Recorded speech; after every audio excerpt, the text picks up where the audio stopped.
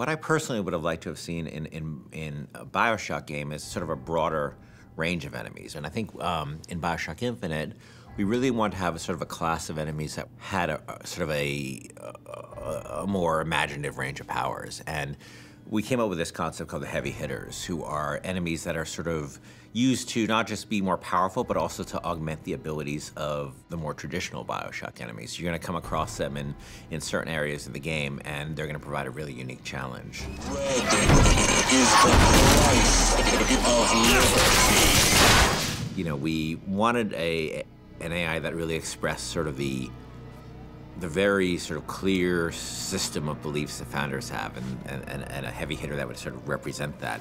And the Motorized Patriot is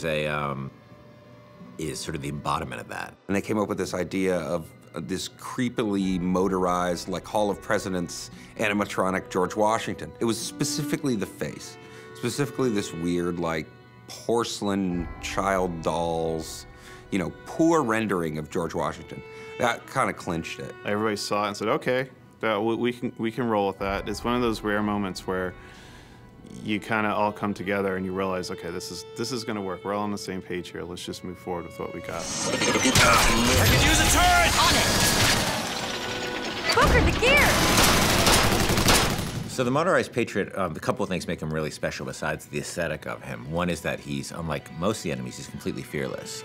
He doesn't have a sense of self-preservation, so he'll just keep coming at you and coming at you and coming at you. You know, despite the fact that you face many different kinds of enemies in this game, you clearly can't reason with this one. He's just gonna keep coming forever, you know? He is sort of a clockwork Terminator. The other cool thing about him, he's got this Gatling gun called a peppermill. But once you destroy the Patriot, Booker can actually go pick up the peppermill and actually use it as a heavy weapon. And that's the only place he can get it, was from a destroyed Motorized Patriot.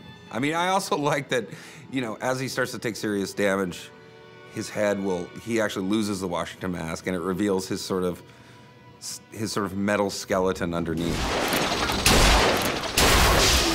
The thing I like most about this guy is that I think he's pretty readable as what he does. You know, he's a fairly simple guy. He's not a Swiss Army knife. He's a guy with a big gun, and I think that reads pretty well. He's got this incredible sense of heaviness.